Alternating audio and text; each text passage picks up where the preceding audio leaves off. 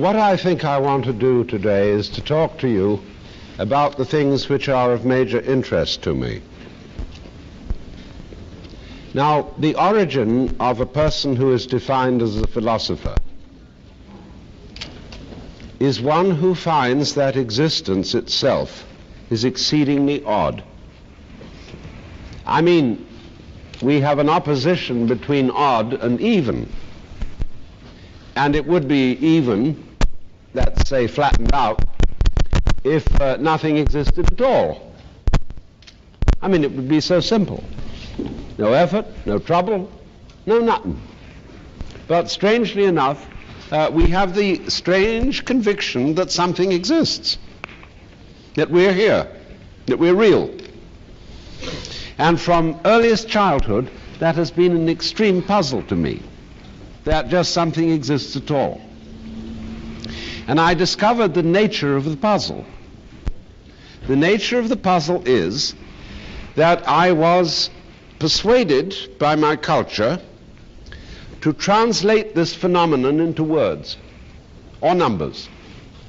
That I had to represent what is going on in nature in terms of the English language, the French language, the Latin language, the Greek language, and finally the Chinese language. And I found the latter the most suitable. But nevertheless, this is the puzzle. When you want to understand something, when you want to know what is it all about, what you mean is that you need a translation of what is going on into language. And that's the purpose of a university. You're all here studying to translate what is going on in the physical world into words. And even when I say the physical world, that is a purely philosophical conception. It's an idea about the world propagated largely from the 17th, 18th, and 19th centuries of European scientific thought. Physical. We all know what physical is, don't we?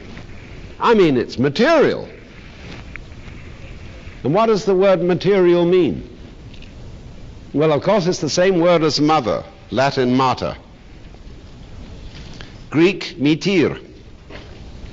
Also, meter, measure. And finally, Sanskrit, matra, which also means to measure, and is the root word behind maya, which is illusion. So, the physicists, finally abandoned the quest for finding out what matter is, because they found out that when they investigated matter, they had to describe it in terms of form. And they found out, they just gave it up.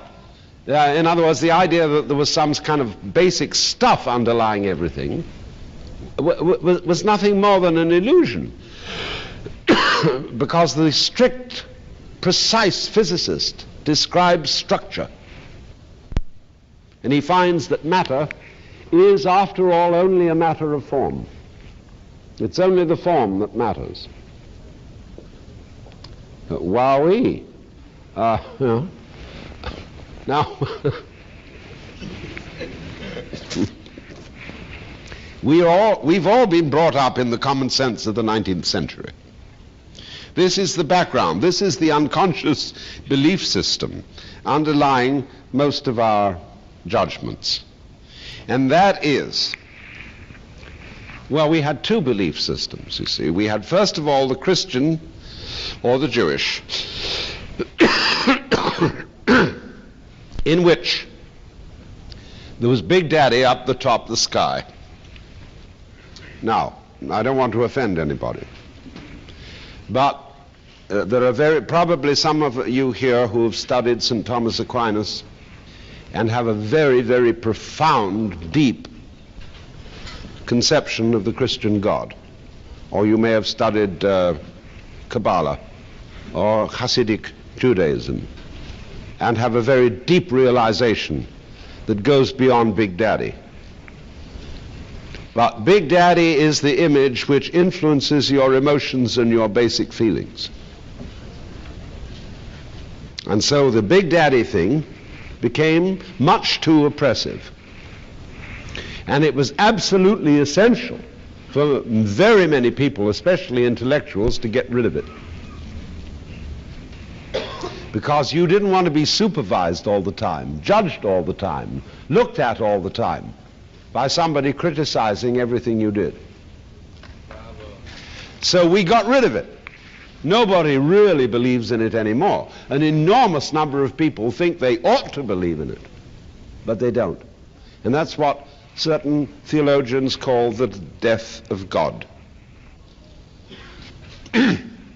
But instead of that, we supplanted Big Daddy with another image, which is just as mythological, and that was the image of the world as a mechanical phenomenon. A thing that goes tick, tick, tick, tick, tick, tick in various ways, or that is a randomness of particles or wavicles that occasionally produces order in the same way that a million monkeys typewriting on a million typewriters for a million years would probably at some point reproduce the Encyclopedia Britannica.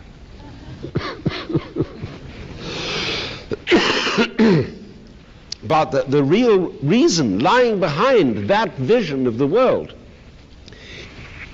was a declaration of personality. That is to say, I'm the kind of fellow who doesn't believe that there's someone up there who cares. That's for little old ladies. I'm a tough guy. I believe that life is at root meaningless, and I'm going to face the hard facts. Incidentally, nobody ever talks about soft facts. So I believe it's all empty, and that the only thing is that the meaning of life, of human life, consists in the heroic conflict with tragedy. We're all going to end up in the dustbin. Excuse me, the ash can. And there's no future. Finally, it's empty. And then we come across Buddhists, because the world is all closing in, you see. People on the other side of the world who think that emptiness is a great thing. Wawi, they say, shunyata in Sanskrit, emptiness. If you can understand that you are basically emptiness, you're a Buddha. You're enlightened. You're awakened. Isn't that weird? From a Western point of view, that seems absolutely crazy. We call it nihilism. That's awful.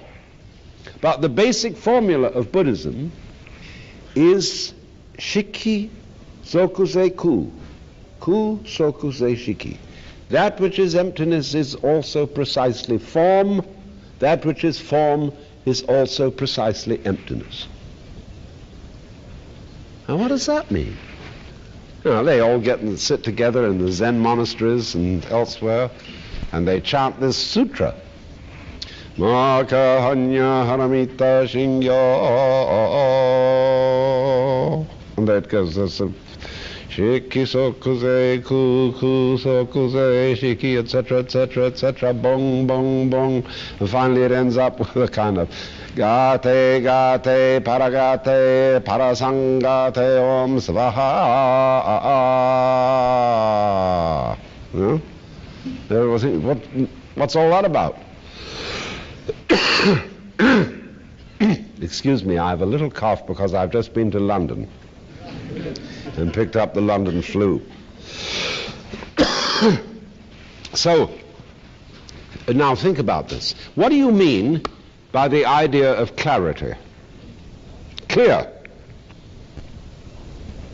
The word clear in English can be spelt in different ways.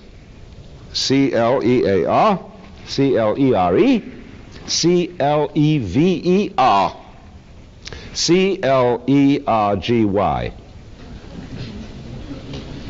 They're all on the same root. A clergyman, a cleric, a clerk was supposed to be someone who's clear. Like Ron Hubbard, he invented the word clear, you see, used it for somebody who had developed Dianetic proficiency. Clear. And what do we mean by this word? When you say it's a clear day, it means there's no smog. And so the air is empty. And as a result of the fact that the air is empty, all the forms are articulate in detail. When your head is clear, when your vision is clear, all the details can be made out. So that is why emptiness equals form. That's marvelous. So therefore, I think that the most essential ingredient of an academic discipline is to clear our heads. For some reason, my lectures are always attended by dogs. Now, to clear our heads. Now, how do you do that? This is the most important adjunct to intellectual discipline. I say this most urgently because here we are, we're at the University of California, and we are all presumably intellectuals. And we need to further the intellectual life. We need to further the disciplines of learning languages, of psychology, of science, of physics and chemistry, medicine, and so on and so forth. But underlying that, there must be a background. In other words, you need plain white paper in order to write something. And so in the same way, underlying all our thinking, there must be emptiness. And that's what we call in Asia, jhana, which means the practice of meditation. You can also call it yoga. These are really, there are little nitpicking details we might make between them, but they're really equivalent words. Jhana, yoga, Zen, and of course also the Sufi disciplines are all the same thing, but they are largely missing in Western religion, because Western religion is excessively talkative, excessively didactic, and does not really practice silence. The nearest thing we have, we have some Catholic orders, like Trappists, and we have the Quakers, who practice silent disciplines, but I'm rather inclined to believe that they talk to themselves while they're silent. Real silence, jhana, is stopping talking to yourself inside your head. Is to get real mental silence. Now, that doesn't mean that you have a blank mind. You are vividly aware of what is, only you don't give it any name.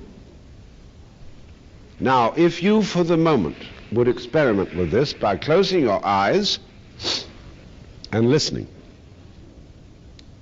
to all sounds whatsoever that are going on, but don't try to identify or name them. Listen to the susurrus of the world in the same way as you would listen to classical music without asking what it means. If you find yourself thinking compulsively, unable to stop naming what is going on, don't try to stop it. Listen to yourself doing that in the same way as you would be listening to the air conditioning. And as and when I say anything, don't try to make sense of it. Just listen to the sound of the voice.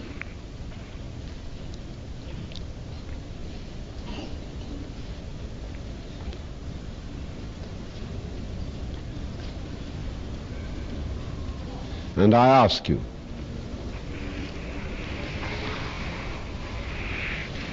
listening to what is,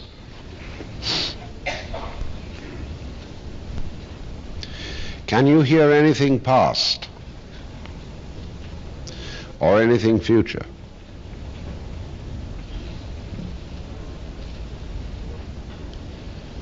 Can you hear yourself as a listener? It's amazing how many things there are that aren't so.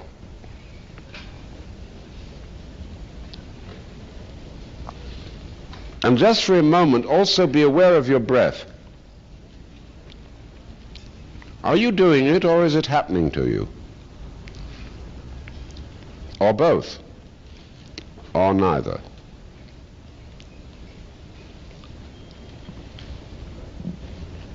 Listen and feel the breath as it wants to go, as your ears want to respond to the waves.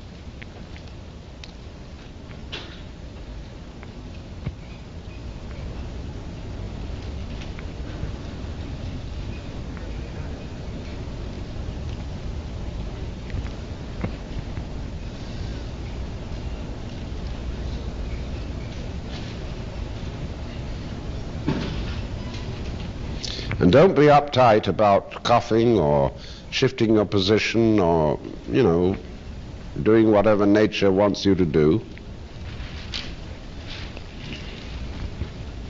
It's all part of the symphony. Just listen. Ears only and breath only. This is your method of testing out what reality is. You're a baby. You have no ideas. Nobody's ever told you anything. You have no theories about the universe, and if you're anxious about that, you've checked your theories at the door. You can pick them up when you go out. Just feel it.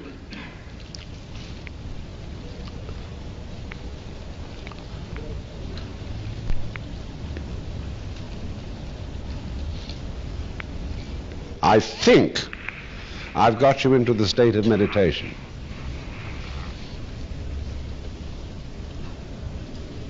At least that's the way it feels.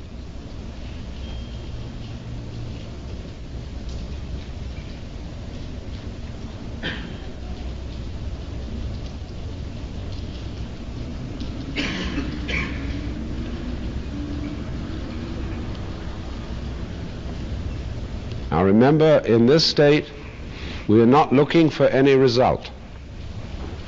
Nothing at all to be accomplished in the future. We are simply experiencing what is, now, here.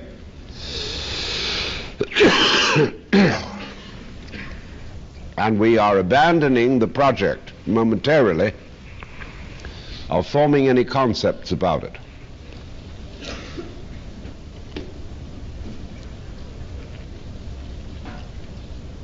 Watch it. And don't ask who is watching it, because that's a merely grammatical question, because the verb has to have a subject according to the conventions of our language. There is a watching.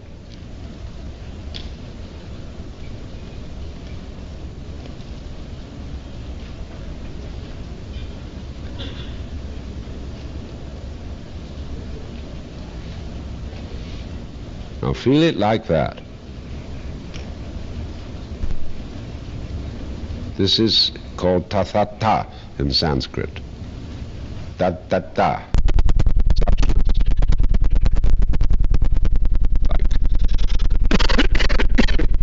See?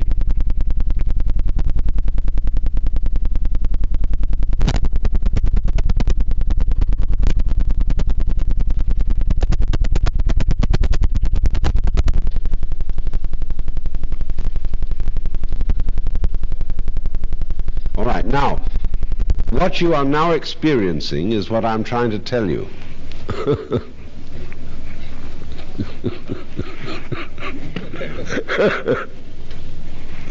And I want you to now to return to your state of normal restlessness.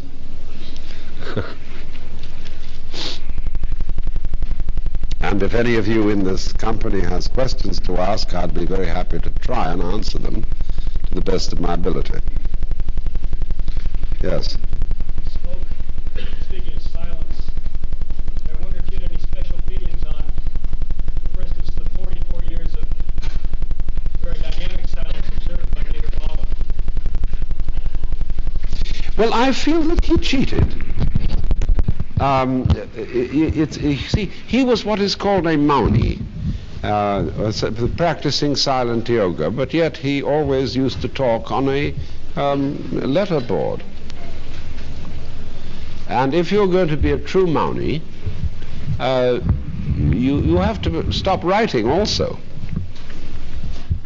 and be absolutely in silence. It's a very difficult exercise, and I don't recommend that anybody do it for much more than a month. To go on doing it for ever so many years is really a rather egocentric performance. You know, I'm so different from everybody else. And one should never overdo yogic practices. They are all yogic practices, meditation practices, are wrong if they are not fun. And true meditation should be an absolute delight. An absolute delight. Delight, the light. Yes. Astral projection. And this is astral projection is not important. No, it's just the delight of it. It's astral projection is a new form of jet propulsion. Yes, sir. I have a question about identity, and I'd like to approach it from two ways. Yes. The first is, at the end of your book, The Art of Contemplation, there's a saying, egoless people have very strong characters. Yes. And there's this funny kind of humorous, roly-poly Buddha-like person. Yeah. Okay, then, there are two senses of the word identity. The first is kind of a separateness. And we say that when we mean getting our identity together. Yes. Where we become separate. Yes. The second meaning is kind of in the sense to identify with, to become one with. And that's the sense of identity which mystics usually talk about. Now I want to know, is sense one, a strong sense one, necessary to achieve a strong sense two? Aha. Now, I hope you all heard this question. No. All right. Now, he's raised the question of two meanings of the word identity.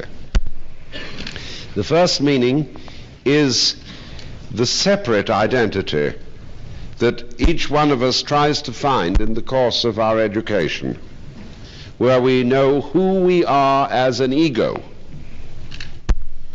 The second sense is to be identical with the universe as the mystic discovers that he is. Excuse me, ladies, for using the word he, but it's shorthand. Don't forget that the word man doesn't mean male.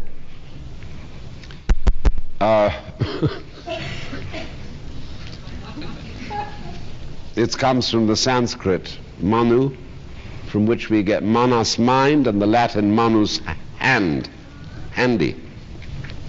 Has nothing to do with sex. So these two senses of identity, the particular, who I am, and the fact that I also realize that I am finally identical with what there is, you know, with the whole thing that's going on. I mean, the two go together. They're not antithetical in any way. The second one is basic, because that's the way you felt when you were a baby. You had what Freud calls the oceanic feeling.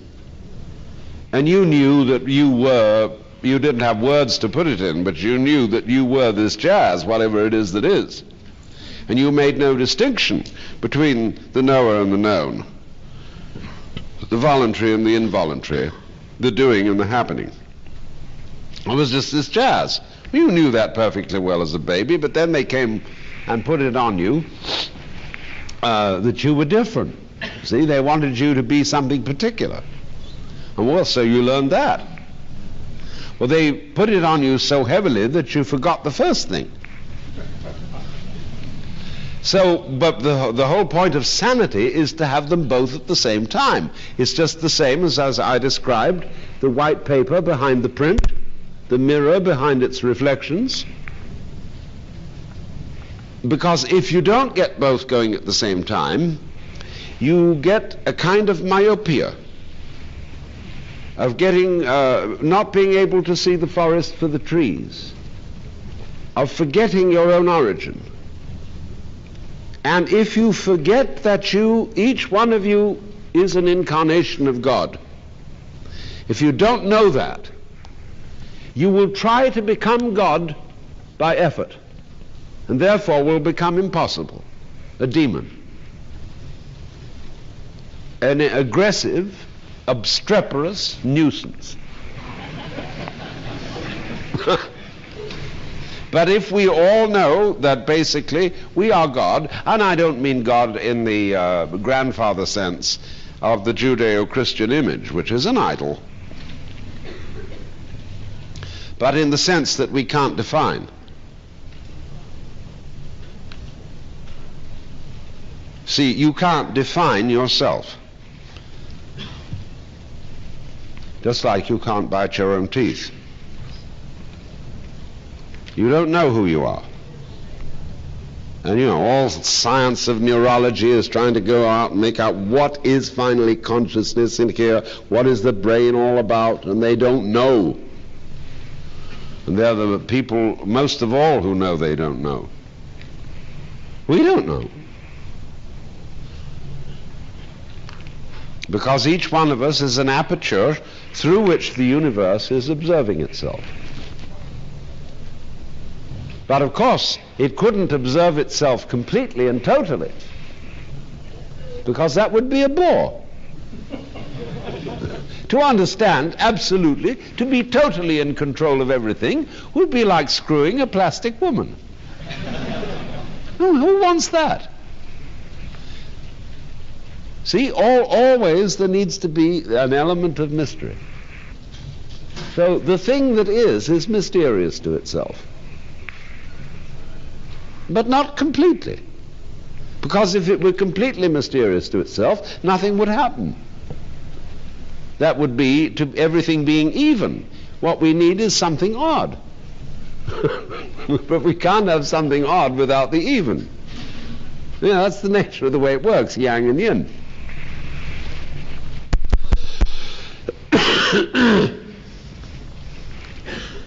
Next question. Yes.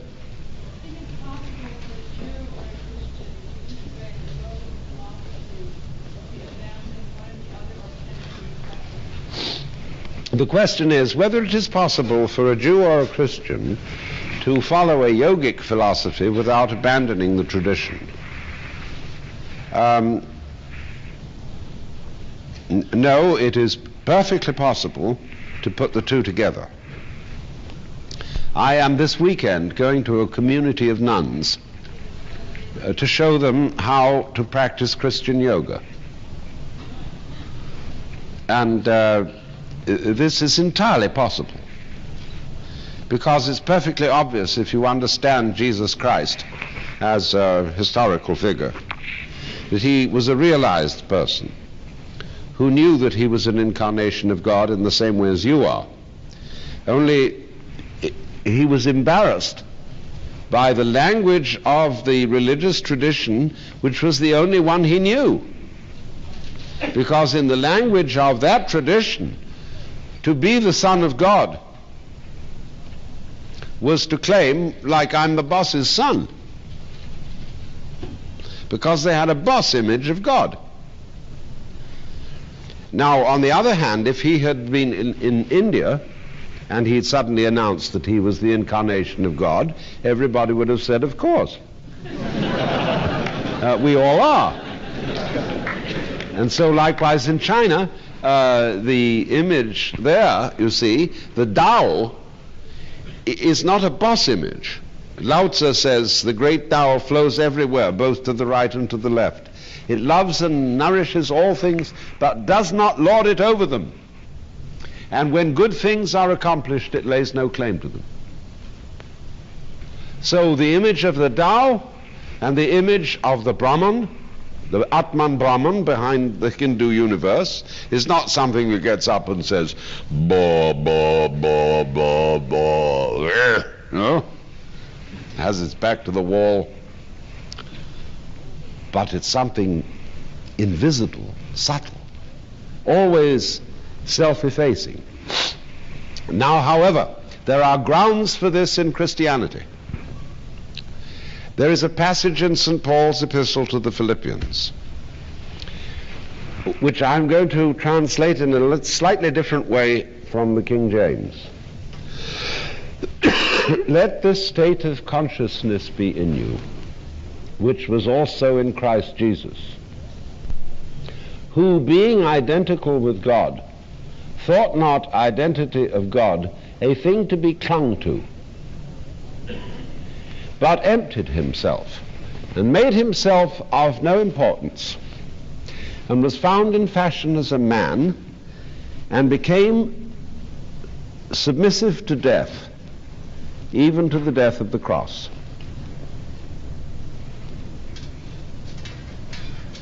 Crazy. If you really understand what he's saying, he's saying, let this state of consciousness be in you that was also the state of consciousness of Jesus, who, being identical with God, Atman is Brahman, didn't think that something that you had to, make a great scene about. Take it natural, play it cool. And said, let's see what happens if we don't cling to this permanent state, but we let everything go, and we get into a weird thing called death. Now, what would you do without death? Norman Brown made the point very cleverly in his book, Life Against Death, that it is only that we die that we have individuality. Death is what creates our individuality. Now, one always thinks of death as something lying in the future. I want you to think of it in another way, as something in the past. How would you know you were alive unless you had once been dead? The sense that we are here, that we are real, that, depends upon the fact that contrast, all knowledge is contrast, that we go back in our memories and we find a place we can't remember anything. Well, that's just the same place that you go to when you think, well, what would it be like to go to sleep and never wake up again? Clunk. It's the end. Take the last look at your Creator's blessed Son. But you need that no in order to have yes. You need that void in order to have form. They go together. It's all of a piece. And if you understand that, you are at peace.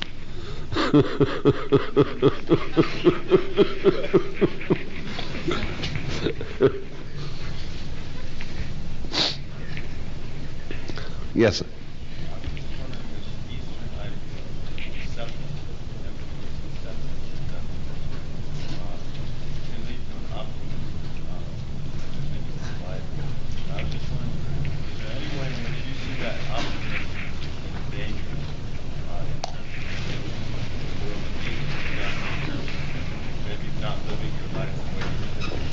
Yes, this is an important point. The question is, if this acceptance of the void and of death can lead to a certain kind of optimism which would be, as it were, socially destructive,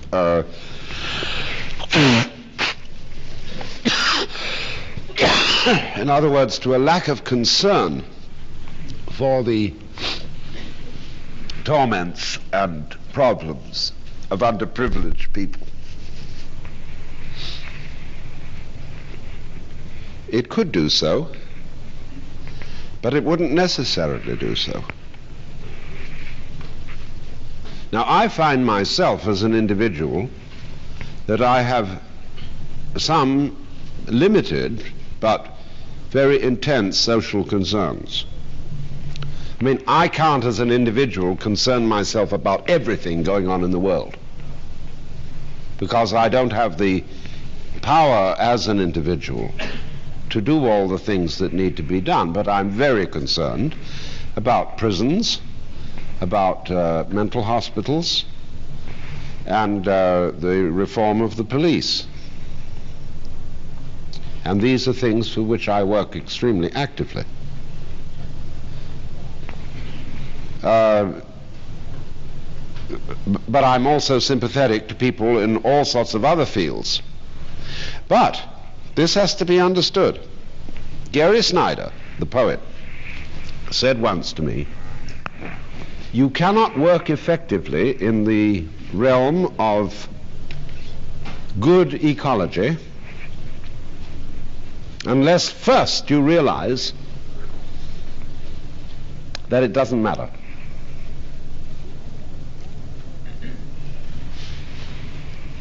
If you have the primary realization it doesn't matter, then you are in the position of a surgeon who can operate with a steady hand. If your surgeon is so concerned about you that his hand shakes when he operates, you don't want a surgeon like that. But surgeons who are excellent and very competent make all sorts of funny jokes while they're operating upon very important people. And they talk to the nurses and flirt with them and carry on as if nothing mattered.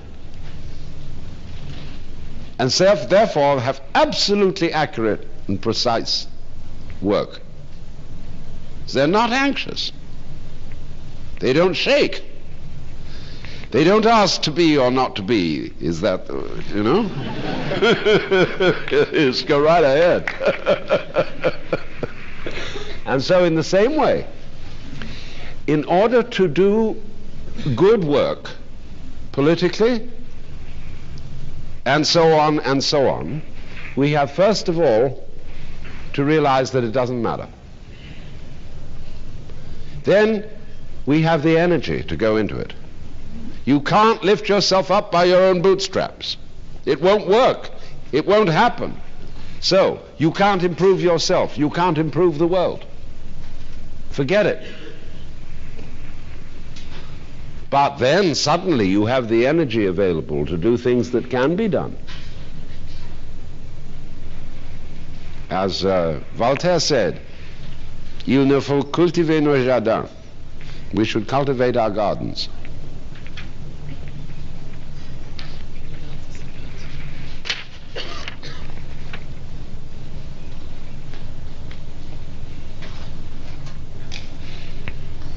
Will you announce that? Now, is it? Some basic common denominator in all traditional religions. Yes. The one you mentioned, the any cases statement that indigenously in all traditional religions there is a basic common denominator. Now, this question is, how can one make the statement that in all the great religious traditions there is a basic common denominator? Experimentally, at the end of August last, we had a conference at a Benedictine monastery where the good fathers invited a gaggle of gurus to be present. There were 12 of them with 150 students who were priests, nuns, monks, ministers, educators, goodness only knows. We had this great audience. And what we did was that instead of being merely talkative, we started at 4:30 in the morning to practice each other's disciplines. We attended the the dancing and chanting of a Sufi master. We attended the Jesus prayer of a Greek Orthodox master. We attended the Zazen sessions of a Zen master. We had the services of two great yogis, Swami Satchidananda, etc., and three rabbis who were Hasidic. And we all joined in. Likewise also, we attended the Mass of the Benedictines. And the Divine Office, which is the chanting of the Psalms. And we found in about 1.5 days, we had 5 days in all, that there was nothing to argue about.